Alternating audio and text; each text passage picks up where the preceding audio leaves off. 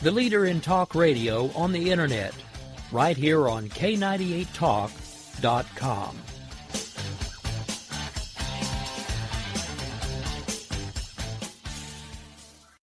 Is debt beating you down? You need discipline. You need the Debt Ninja. If you've been caught in a financial trap and need to be set free, then you need the Debt Ninja. Want to stop those harassing collection calls, start saving thousands in interest and fees, and get out of debt fast? Then you need to call the Debt Ninja. The Debt Ninja will find the best companies across the country that will help you consolidate all your bills into one easy payment, reduce your payments by 30 to 50%, and get you out of debt fast. If you have unsecured debt of $10,000 or more, such as credit cards, loans, or medical bills, call the Debt Ninja for a free 15-minute consultation. Call 800-826-1246. 800-826-1246. That's 800-826-1246. Call today. The Debt Ninja.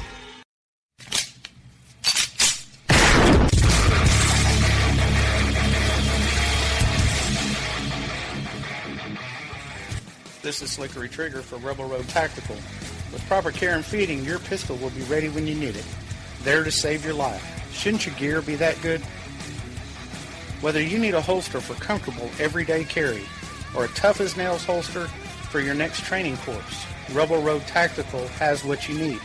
Check us out on the web at rebelroadtactical.com.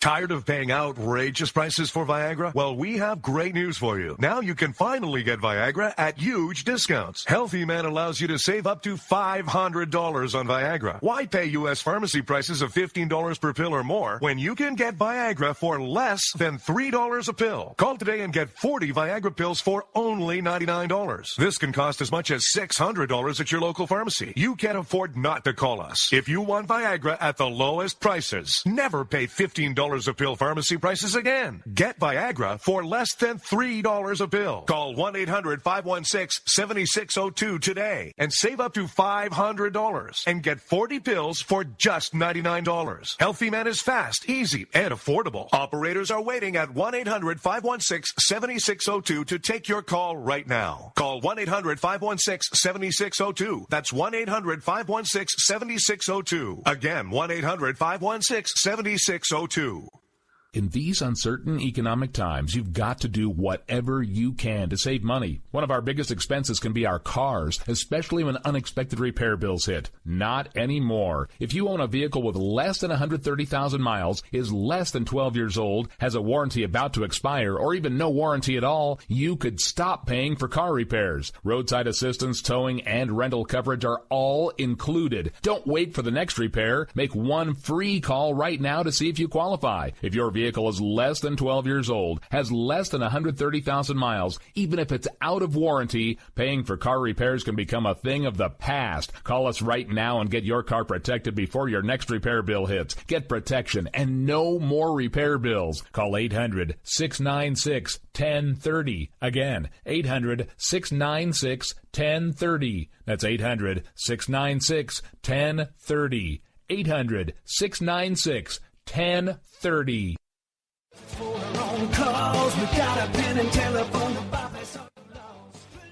All right, folks, this is Rick Robinson with you. I want to tell you about some friends of mine from a company called Security Enforcement Specialists. When I ran my security agency for 12 years, I worked with one of these partners on a daily basis. He's been involved in this agency now, and with his other partner, they do have over 30 years of experience in the private security industry. If you own a business and you need someone to keep you or your customers or residents safe, then I highly recommend contacting Security Enforcement Specialists today. Give them a call at 405-703-1796. Again, that's 405-703-1796. Again, tell them Rick from K98 Talk sent you. Like I said, if you need the help, they are here for you. So make sure that you go look them up, check them out, and see what they can do. Wrong way. Welcome to the place. Individuals and businesses with tax problems, listen carefully. Do you feel like you're losing control over your finances? If you owe over $10,000 in back taxes or have unfiled tax returns, we can help you take back control. The IRS is the largest and most aggressive collection agency in the world, and they can seize your bank account, garnish your paycheck, close your business, and file criminal charges. Take control of your tax problems now by calling the experts at Tax Mediation Services and take advantage of the Fresh Start program and new laws that may allow us to negotiate a settlement for the lowest amount possible. Our team of tax attorneys and enrolled agents can stop collections and get you protected so you can take control of your financial future. Tax Mediation Services is accredited by the Better Business Bureau. Call now for a free case review and a price protection guaranteed quote. Call Tax Mediation Services now at 800-610-9050. That's 800-610-9050.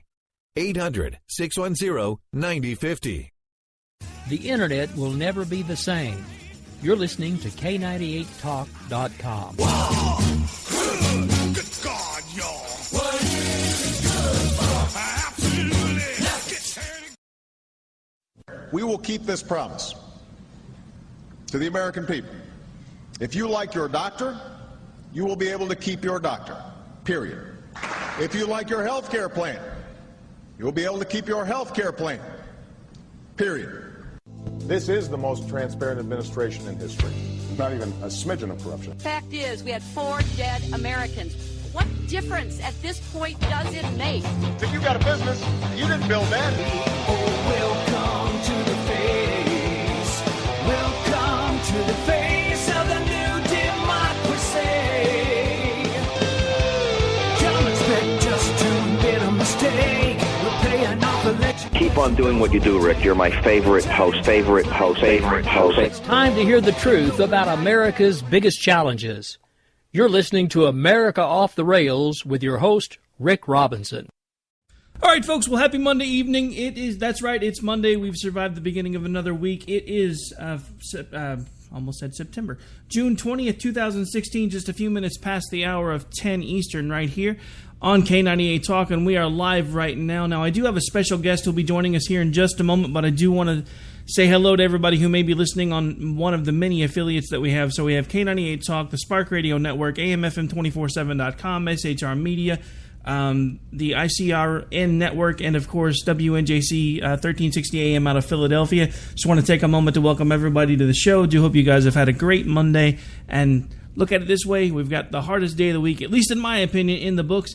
Now, without further ado, we do have Nicholas Sarwark, the chair of the Libertarian National Committee, on with us now. He's going to be hanging out for the whole show, so I want to not waste too much time. You guys hear me talk all the time, so I'm going to go ahead and bring Nicholas on here, and we're going to get a chance to maybe get to know a little bit about him, maybe a little bit more about the Libertarian Party, because I know we've got some folks that are maybe looking at it for the first time, because the Democrats and the Republicans seem to have gone just a few more shades of crazy, so we've got some new eyes in new places, so maybe, just maybe, we can finally start making a legitimate third-party run, but who knows.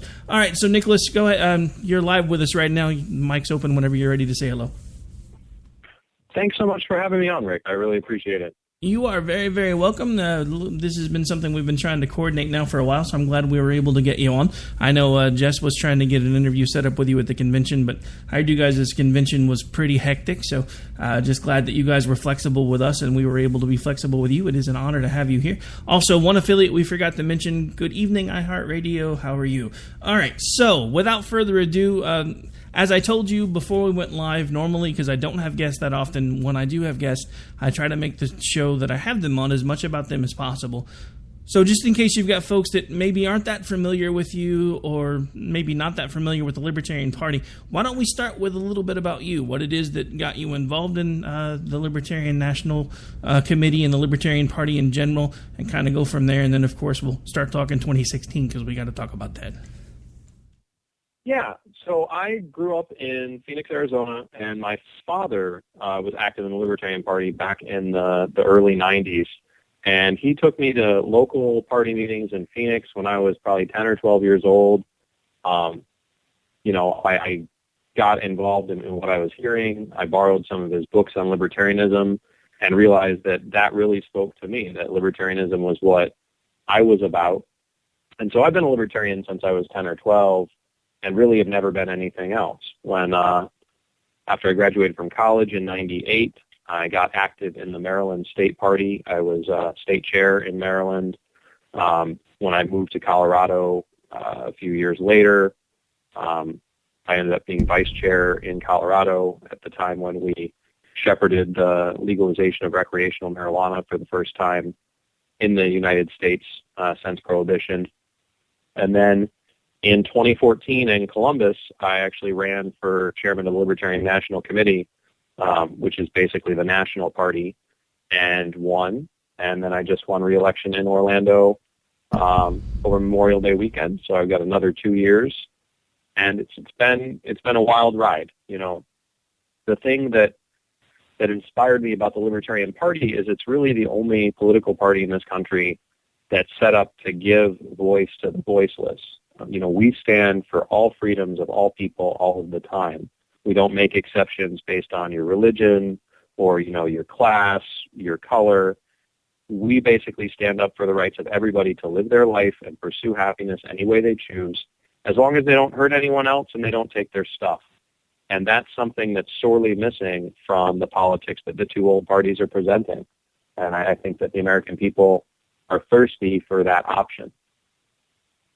You know, I have a friend and fellow host here on K98 Talk who actually has mentioned the fact that she has been libertarian now for a while and kind of swung back towards the conservative side of things in the hopes that we could actually put someone decent in from the GOP this year. But she had mentioned once she saw how crazy everything had gone that, and this is something that we've been joking about back and forth for a while, she's like, it's okay to vote libertarian, it only feels weird the first time.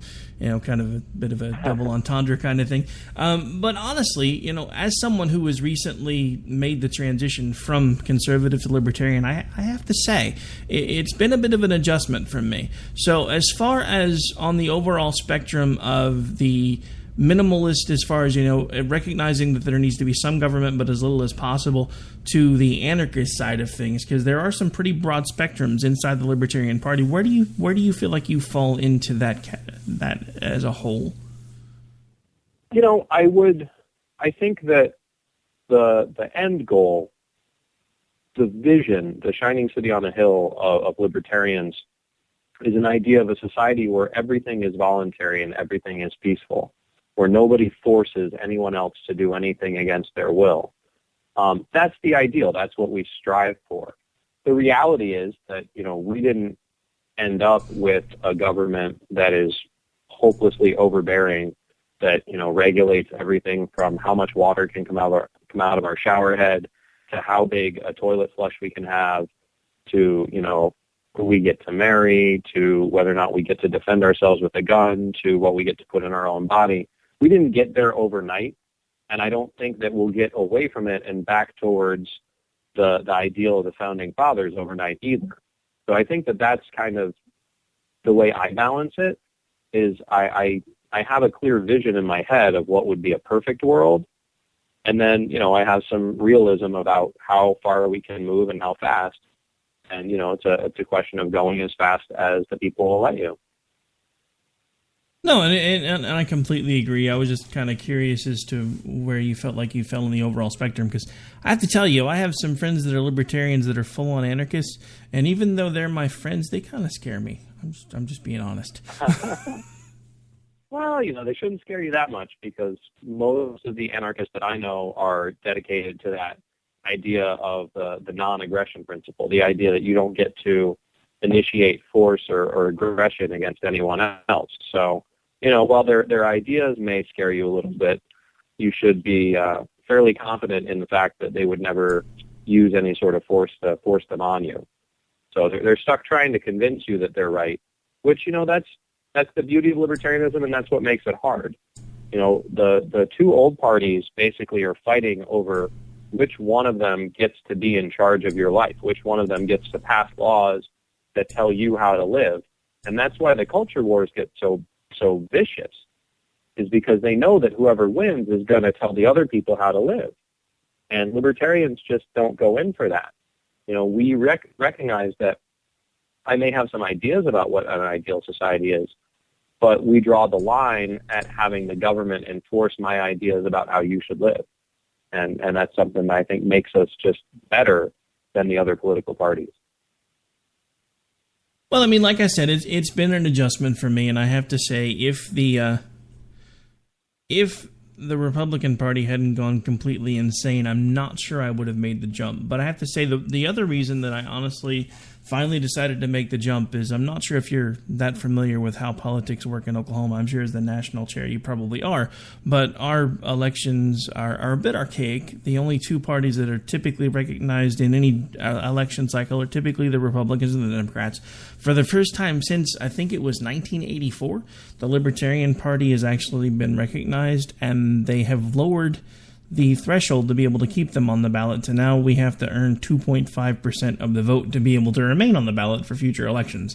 So I'm trying to do everything I can to push that, not only to make sure that Oklahomans start getting another choice, because most of them don't even realize that there are other parties out there. I guess that's the one thing that's a little different for me. I've lived in now this is when I was a teenager, but it still made me familiar with a lot of things. I've lived in both Seattle and Delaware, and it made me aware that there are a lot of political parties out there that some of the folks in the centers of the country really don't even know are there.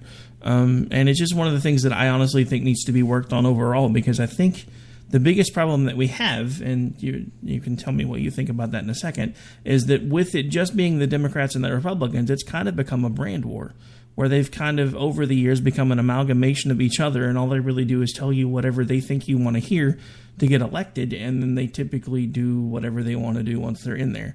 And to me, our election cycles have become Einstein's definition of insanity. We continue to repeat the same results by pulling the same two levers over and over again, hoping for different results each time, and it never happens.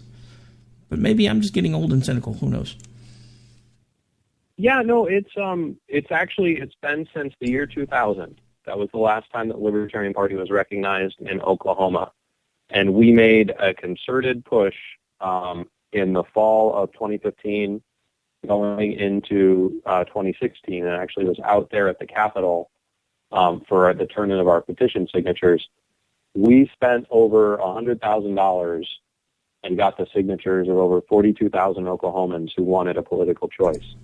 So, I'm keenly aware of how broken the Oklahoma political system has been for so long, and I'm glad to see that we're making progress towards actually letting Oklahomans be who they are. I went to a dinner after we turned in signatures, and there were people telling stories about how they had spent 16 years during which their government didn't let them identify as who they were.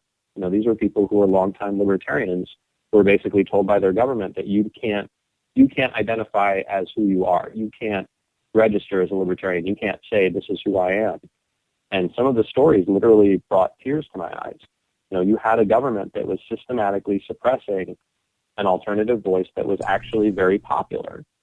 And so I'm so glad that, we've been able to do that and get to the point where we're likely to have ballot access in all 50 states and the District of Columbia this year, so that every single American will have a libertarian option to vote for in November. Not all of them will do it. I think, we do this not for special favors, not for corporate cronies. We don't really buy into that whole lobbyist thing. We do this to stand up for our fellow Americans and make sure that they understand that if you just want to live your life the way you want to raise your kids the way you want to run your business the way you want, there is a political party that stands for you, even if you're not a special interest, even if you don't have a lobbyist, even if you're not, connected. There is a political party for you. And I think that's important because, if you look at the main driving theme between the Democratic and the Republican side of things this year, that's been their thing all along. This whole cycle is, they're supposed to be the party for the little guy. Each of them are basically saying the same thing. And the simple fact of the matter is neither one of them actually believes it anymore. They're just basically telling you whatever they think that you need to hear to be able to get them to cast your vote.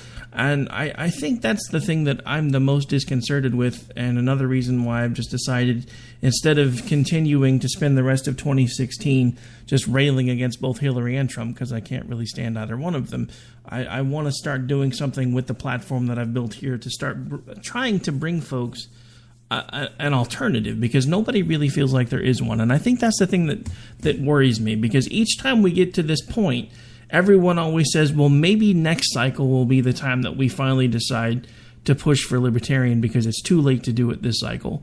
And the thing that I have said on pretty much every show ever since the numbers started coming out, if you look at the numbers, about 60% of the American populace doesn't like either one of the two main party frontrunners.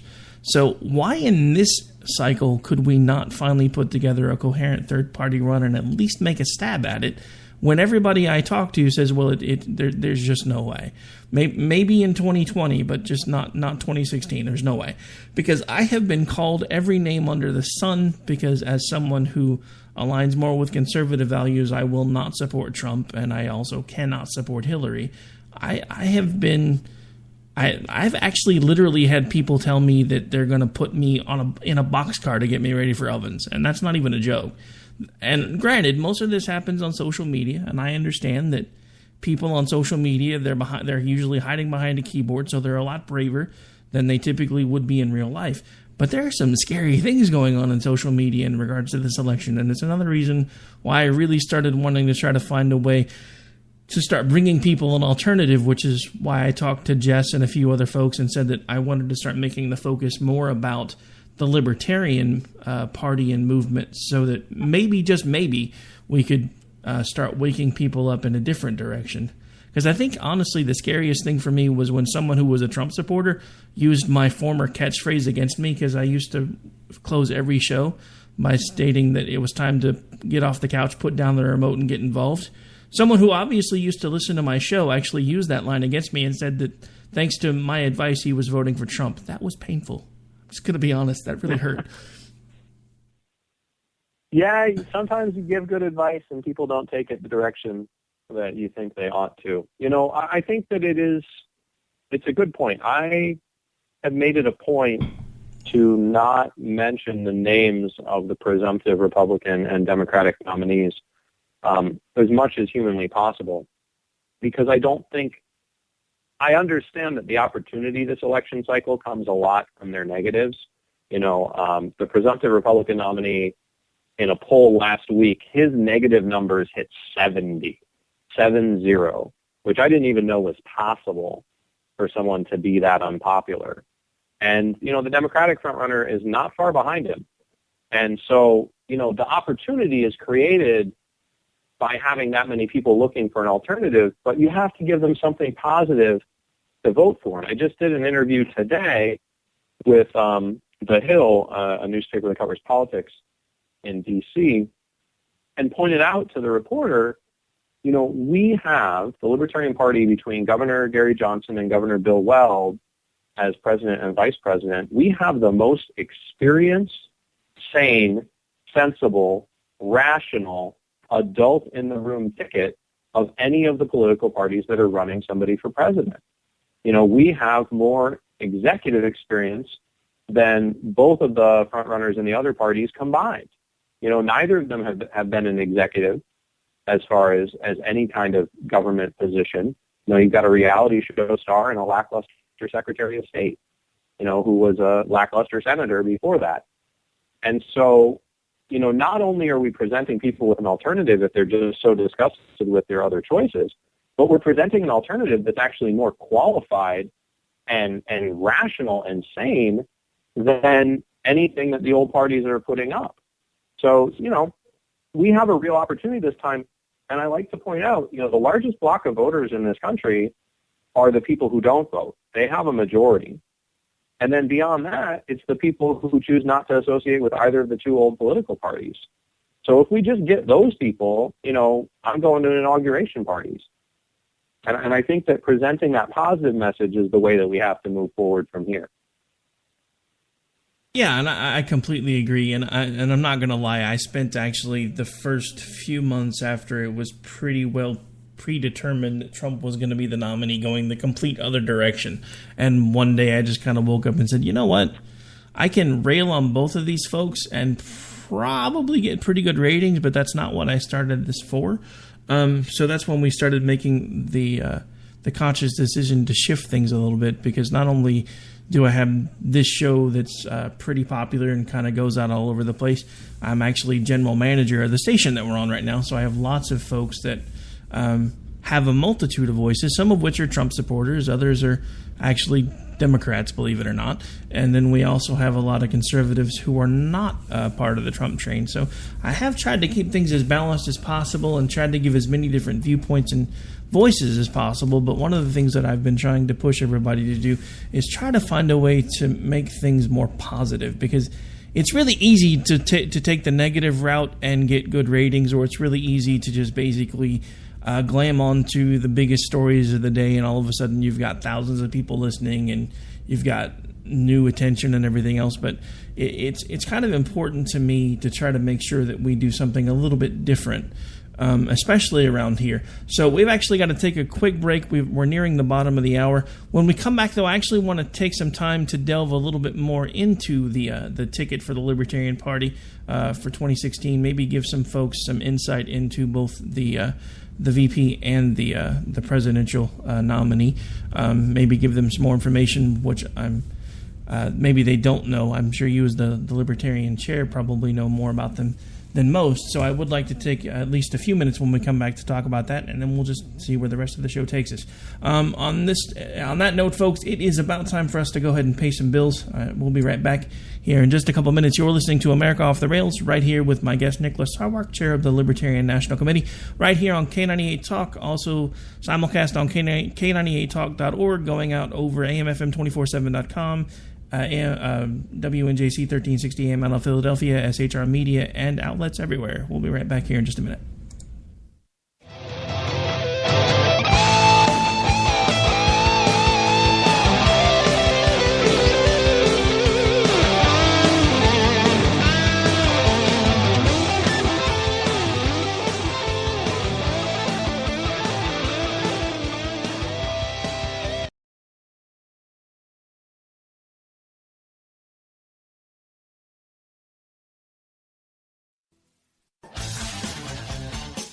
The leader in talk radio on the internet, right here on K98Talk.com.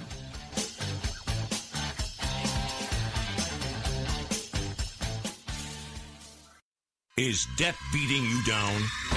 You need discipline. You need the Debt Ninja. If you've been caught in a financial trap and need to be set free, then you need the Debt Ninja.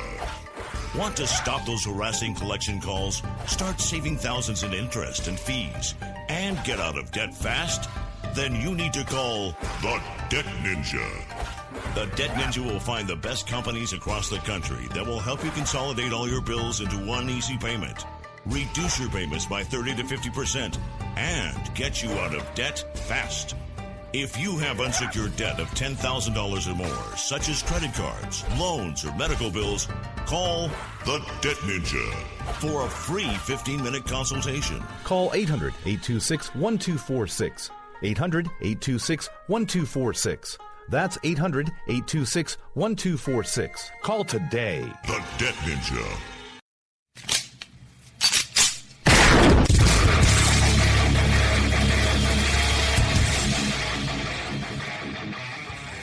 This is Slickery Trigger for Rebel Road Tactical. With proper care and feeding, your pistol will be ready when you need it, there to save your life. Shouldn't your gear be that good? Whether you need a holster for comfortable everyday carry or a tough-as-nails holster for your next training course, Rebel Road Tactical has what you need. Check us out on the web at rebelroadtactical.com.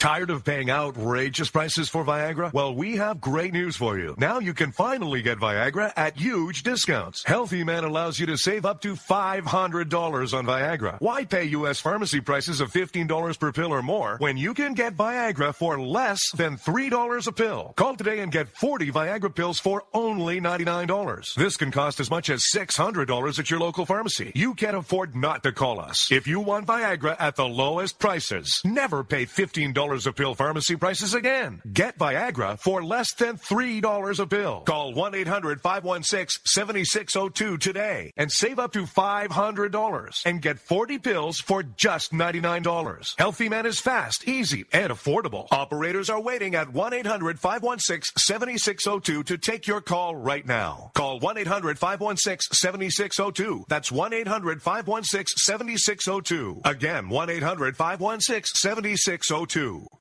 In these uncertain economic times, you've got to do whatever you can to save money. One of our biggest expenses can be our cars, especially when unexpected repair bills hit. Not anymore. If you own a vehicle with less than 130,000 miles, is less than 12 years old, has a warranty about to expire, or even no warranty at all, you could stop paying for car repairs. Roadside assistance, towing, and rental coverage are all included. Don't wait for the next repair. Make one free call right now to see if you qualify. If your vehicle is less than 12 years old, has less than 130,000 miles, even if it's out of warranty, paying for car repairs can become a thing of the past. Call us right now and get your car protected before your next repair bill hits. Get protection and no more repair bills. Call 800-696-1030. Again, 800-696-1030. That's 800-696-1030. 800-696-1030.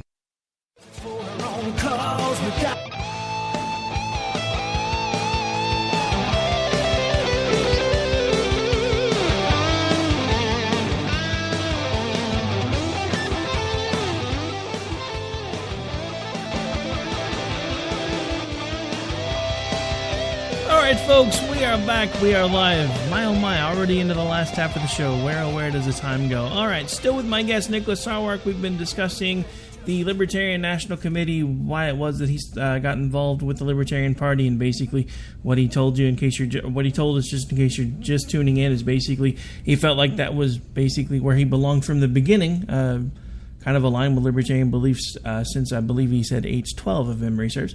Still with us here live right here on K98 Talk, and we're going to actually delve now into maybe hopefully a little bit more information and insight into the process that led to the selection of Gary Johnson as well as the vice presidential pick. I just have to say, as somebody who's kind of newly really looking at the movement and the party as a whole, I hope you don't take this the wrong way, but I was really, really disappointed over the Adrian Peterson, or not Adrian, good Lord, did I really just say Adrian Peterson? Anyway, he could run that fast, man. He probably would have gotten the nomination. But yeah, so anyway, the Peterson run, because Austin? Yeah, Austin, yeah. You were an Austin Peterson fan? Actually, I really kind of was, and like I said, I was still pretty heavily in the Republican camp until I realized that, as we were talking during the break, when I realized that Reince Priebus had basically sold the party down the river in exchange for what he hoped was going to be great ratings, I really realized it was about time to start looking at other options. And then, I mean, honestly, I got to say, one of the biggest things for me, and I will be completely upfront, I don't know if you've listened to the show before, I am really personally against abortion. However, I don't try to hold that view against anyone else, and I also understand that the genie's never really going to get put back in the bottle. I would just prefer that that maybe abortion go back to the original intent of Roe v. Wade, which was safe, legal, and rare. So one of the things that I actually liked about Austin Peterson was he was the first person that I've ever really heard inside the Libertarian Party actually giving a complete pro-life stance. I actually was a little against his death penalty stance, but I could kind of understand where he was coming from with that based on the fact that he does have an issue with abortion. So that, among other things, were actually what really started having me pay attention to him. But my understanding is from folks that were there is he kind of left folks feeling a little flat at the convention, but I wasn't there personally, so I honestly don't know. He came in second, and he ran a strong race. Coming into the convention, we got an unprecedented amount of media. At the press conference after the nomination, I think I counted 8 or 10 TV cameras and about 53 reporters. And it was just a madhouse. But coming in, one of the things, I've been to every presidential nominating convention since 2000 in Anaheim. And these were some of the toughest choices and some of the best choices that our delegates have ever had. And the Libertarian Convention, people come in unbound. No one has to vote for anybody. So it really does come down to who can convince them at convention.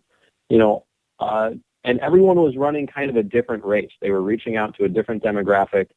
You talk about the pro-life stance.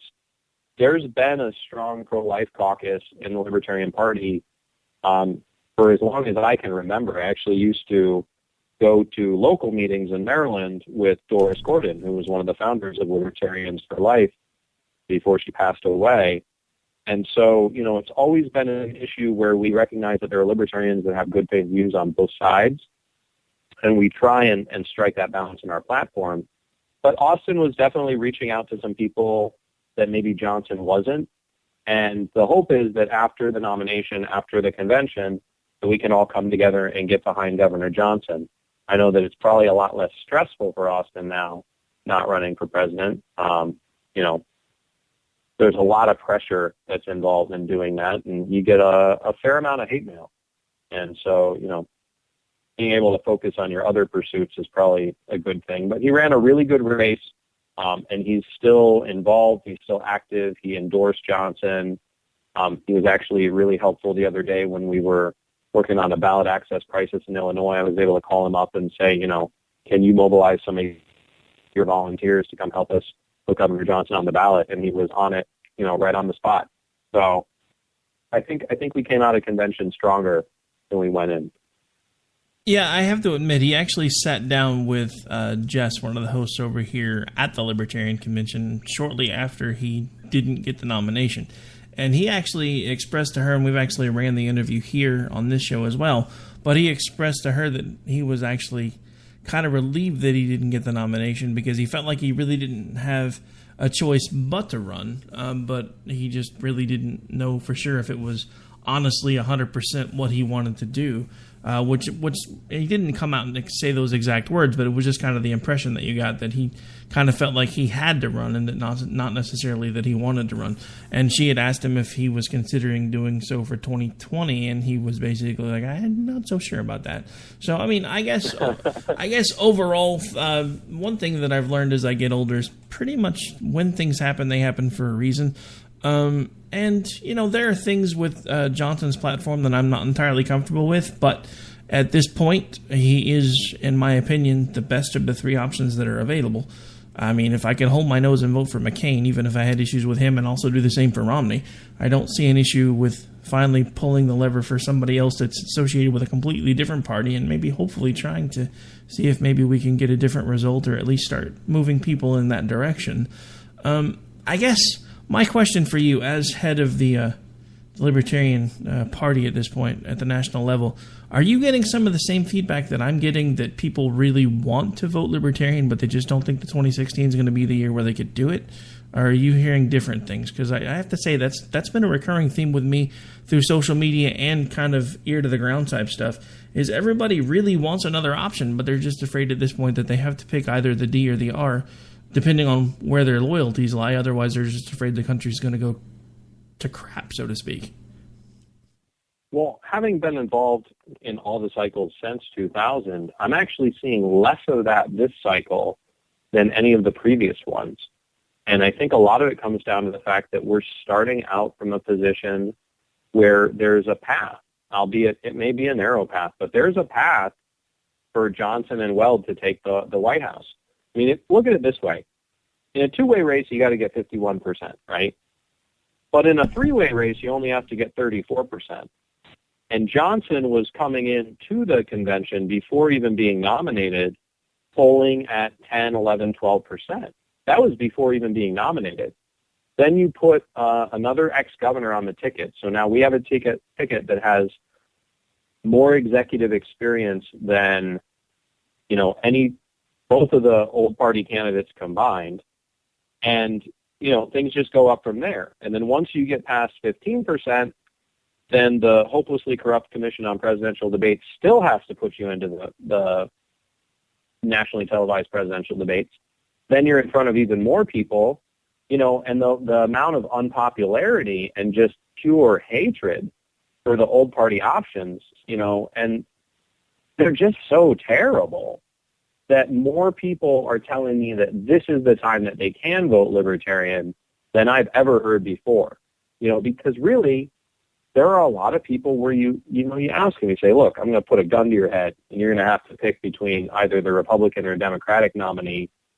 And I'm getting a lot more that are like, pull the trigger. Just shoot me. They're refusing to choose between Kodos and Kang. They're refusing to choose between the giant douche and the turd sandwich. They're just like, we're not going to do it. We're going to pick something good instead of choosing between two bad things. Yeah, we have, in one of the Twitter groups that I'm in, someone actually posted a tweet today where they were like, so at this point I have friends that are telling me that I have to choose between, how did she put it? Hang on, let me grab the tweet. It was Sauron and, it was Sauron and Voldemort. You're telling me that I have to choose between Sauron and Voldemort because only one of them can save the country, and in my opinion, they both suck. and pretty much. It's happening more and more, and I think that's the thing that I don't get, because you have these diehard loyalists to the D and the R's that they can't see exactly how messed up the whole situation is. And I have to admit, up until this cycle, I was one of those ones that, even during the Romney campaign, was like, look, we have to vote for Romney. But the thing with Romney, and I keep telling this to everybody, because everybody's biggest thing with Romney was, one, he was a Mormon. I don't necessarily have an issue with that because I try not to hold anybody's religion against them. Two was the fact that mass care was kind of the blueprint for Obamacare. The difference is mass care lines up perfectly with the 10th Amendment. I don't care if every single state in the 50 states wants to initiate something like mass care. They have the constitutional imperative to be able to do that should they choose.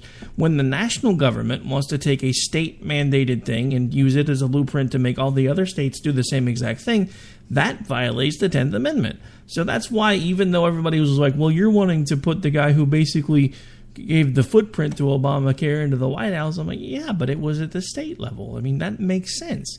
Because at least then, if the state does something that sucks, you have the option to move. If the entire country does something that sucks, you really don't necessarily have that option. Just saying. Yeah, but see, the old parties work off of this, and this is where I'm going to get into sort of political geekdom and being a technician of this stuff, as well as having some serious philosophical.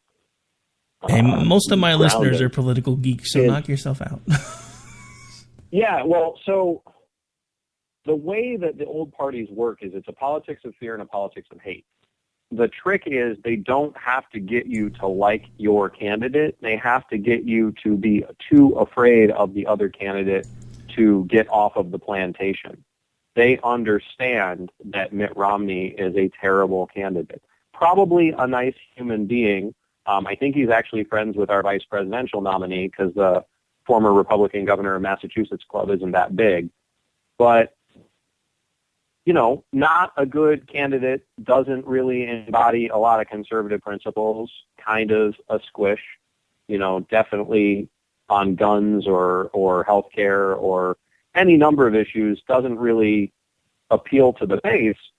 But you get people so worked up about Obama, the secret crypto Muslim who, is going to take over everything, blah, blah, blah. And people say, well, I don't like Romney, but I'm scared of Obama. Or vice versa. I don't like Obama. I don't feel like the first term really turned out the way it was supposed to. He's really not doing anything about closing Guantanamo. We have more wars. Obamacare was a big promise that turned into a big pile of crap. But I'm scared of Mitt Romney. He's a terrible plutocrat who, destroys jobs. So that's how the old parties work. They keep you in the binary system by getting you so afraid of what's that other person going to do I have to stick with this terrible, terrible option, even though I don't believe in them. I don't like them. I don't want them to be president. I just hate the other person more. I'm afraid of the other person more. And that's how they keep you, stuck. And this election presents some opportunities because the politics of fear are actually breaking down. The very paradigm of this person would be worse stops working when you have two people who are that bad. Like, it's really, libertarians have had to use these analogies to try and explain this concept to people for a long time, and then they've always seemed hyperbolic. It's like, if you have a 48% chance of the electric chair or a 48% chance of the lethal injection, or a 1% chance of escaping, are you going to pick electric chair or lethal injection? Because, one of them's likely to win. Like, no, I'm going to go for the long shot.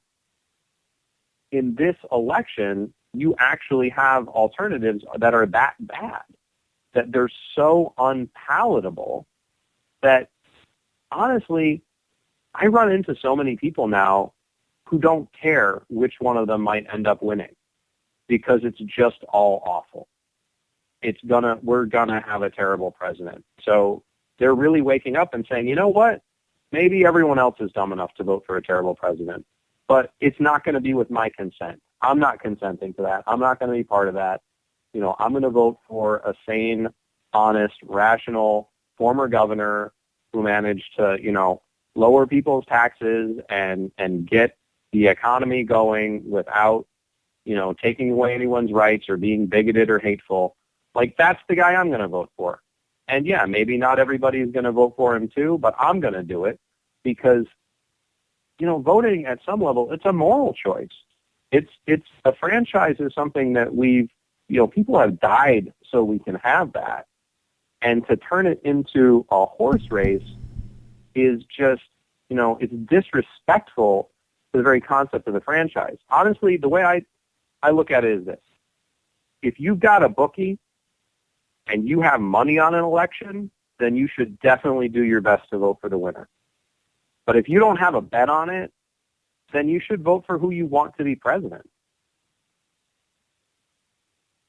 No, I completely agree. And you mentioned something, and this is basically from someone who was coming over from the Republican Party.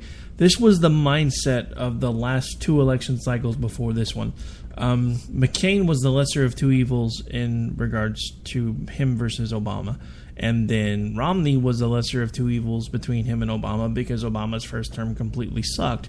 And like you said, the argument's breaking down this time because there legitimately really is no lesser of two evils between the two parties. They both have their own reasons why they legitimately suck. And it's one of the things that I have tried to point out so many times to the diehard supporters on both sides. I'm like, look, at this point, you're asking me if I should either choose a crap sandwich or a crap burrito. Either way, I get crap. Yeah, exactly. It's kind of like if you look at the terrible tragedy that happened in Orlando this last week, and you look at the responses of the three presidential candidates, and you have one candidate who uses it to call for a bunch of new gun control that wouldn't have helped and, is just the same tired policy option she's been pushing forever. You have another candidate that basically said, look, it was a Muslim. I'm right about Muslims. Screw the Muslims. And then you have one candidate that says, look, the authorities are investigating. Let's wait for the dust to settle. Let's figure out what actually happened here before we go rushing into policy options. Honestly, I'm going with that third person. I'm going with Gary Johnson, who's actually acting like an adult. And it doesn't matter to me which dumb, knee-jerk response, the other two candidates went with. They're both wrong. They're both presenting policy prescriptions that have nothing to do with what's actually going on, wouldn't have helped, and just serve to inflame the passions of one group or another in America.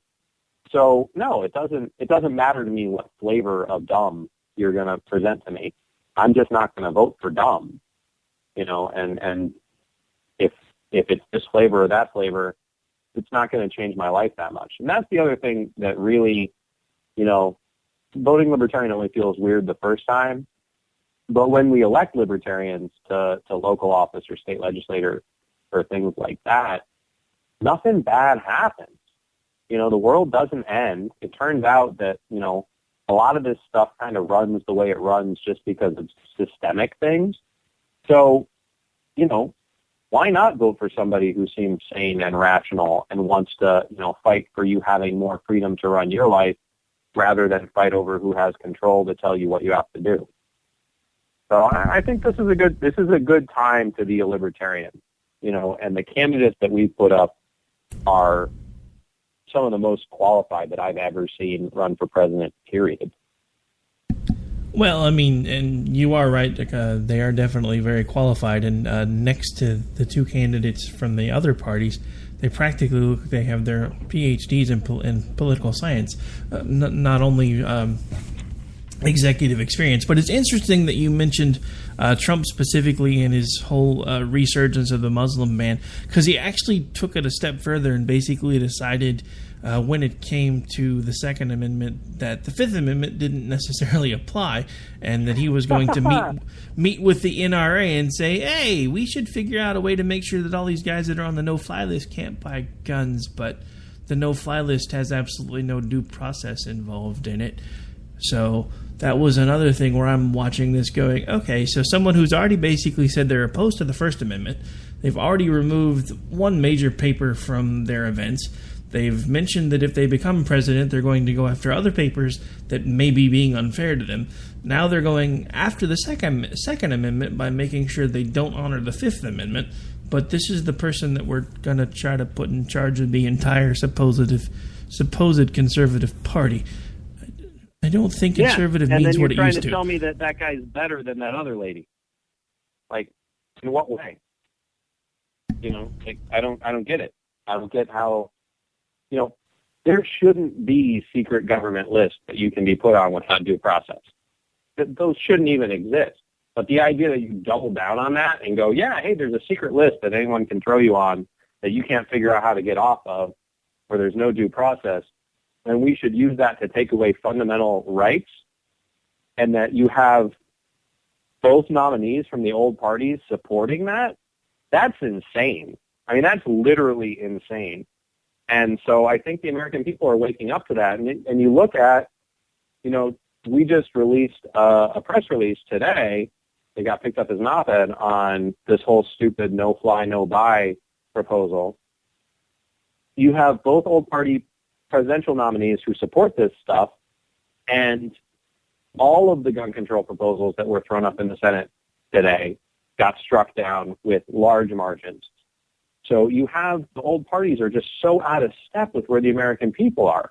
We cherish our constitutional rights, and they just argue over which one gets to take them and which ones they're going to take first. Yeah, exactly. And I guess my thing with it is, especially with the no-fly list, one of the things that I kept hearing over and over again from the new-ish Democratic senator that decided to do the filibuster was, we have all these people that can't fly because they're on this no-fly list, but they can buy weapons still.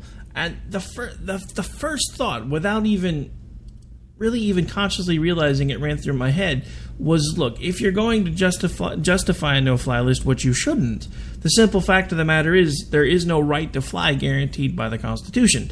There is, however, a right to bear arms guaranteed by the Constitution, which is why something as flimsy as a no-fly list shouldn't tell you whether or not you can actually purchase a firearm, especially, again, when there's no due process. But I kind of repeated myself at that point. Believe it or not, sir, we are actually already coming up to the end of the show. So just in case we've got some folks that maybe hadn't heard too much about the Libertarian Party before now, or maybe you're interested in finding any ways that they can help, are there any ways that they can get involved, anywhere where they can donate, anything that they can do to help you guys continue to get the message out, any type of grassroots movements you guys have going on, those type of things? Absolutely. They can visit lp.org, like the Libertarian Party on Facebook, follow at LP National on Twitter. If you want to find out more about Gary Johnson, Gary Johnson 2016 is his website. It has links to all the social media. If you want to follow the stuff I'm doing, just search for Nicholas Sarwark on Facebook. My politician page is there. I'm at @NSarwark on Twitter and Instagram and Snapchat and God knows how many other social media presences. Go to lp.org, look at your state, see how you can get involved. The truth is that we are one of the only political parties, we're probably the only political party in this country that really is just normal Americans trying to make their communities better for their kids, trying to make it so that, more people have more freedoms all the time, and trying to push back against the bullies who want to try and fight over which one of them gets to control your life. So if that's something that appeals to you or your listeners, just get involved at the local level. Try it out. See how you like it. I think most people find it pretty refreshing that it's an honest politics that's actually working to make America better and not just an argument over which special interests get the corporate favors.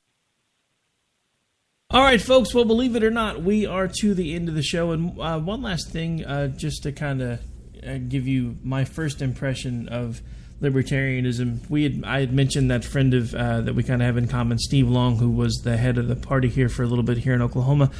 When I first started getting to know him a little bit, and I asked him about the libertarian movement, he actually shared a meme with me that I thought was kind of comical and still fits pretty well. It actually was a little print picture, and it says the libertarian movement or the Libertarian Party plotting to take over the world and leave you alone. I think that kind of pretty much sums up the Libertarian Party in a picture. Oh, absolutely. Absolutely. We just want to give you your own life back. All right. Well, Mr. Sarwark, it has been an honor having you on the show this evening. You are welcome back anytime. Just touch base anytime you want to come back on. It will be an honor to have you back on with us anytime you'd like. At this point, folks, we are going to have to cut it short. We're about out of time. Got to do the top of the hour stuff, pay a few more bills, all that other fun stuff. As a reminder, I will be live with you again tomorrow night right here on America Off the Rails, and I will see you when I see you. Have a good night, and God bless.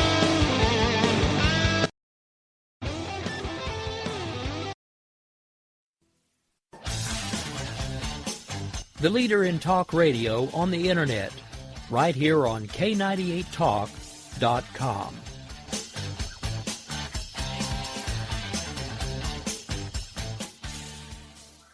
Is debt beating you down? You need discipline. You need the Debt Ninja.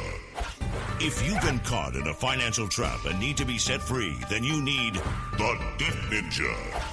Want to stop those harassing collection calls? Start saving thousands in interest and fees and get out of debt fast? Then you need to call the Debt Ninja.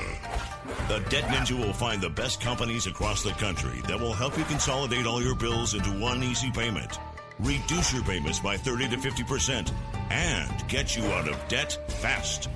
If you have unsecured debt of $10,000 or more, such as credit cards, loans, or medical bills, call the Debt Ninja for a free 15-minute consultation. Call 800-826-1246. 800-826-1246. That's 800-826-1246. Call today. The Debt Ninja.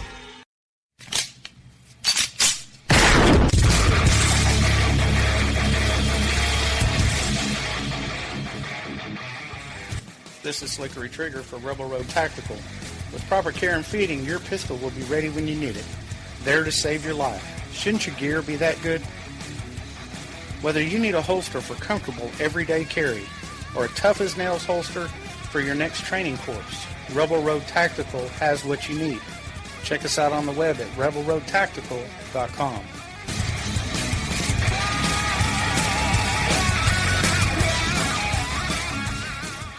Tired of paying outrageous prices for Viagra? Well, we have great news for you. Now you can finally get Viagra at huge discounts. Healthy Man allows you to save up to $500 on Viagra. Why pay U.S. pharmacy prices of $15 per pill or more when you can get Viagra for less than $3 a pill? Call today and get 40 Viagra pills for only $99. This can cost as much as $600 at your local pharmacy. You can't afford not to call us. If you want Viagra at the lowest prices, never pay $15 $3 a pill pharmacy prices again. Get Viagra for less than $3 a pill. Call 1-800-516-7602 today and save up to $500 and get 40 pills for just $99. Healthy Man is fast, easy, and affordable. Operators are waiting at 1-800-516-7602 to take your call right now. Call 1-800-516-7602. That's 1-800-516-7602. Again, 1-800-516-7602.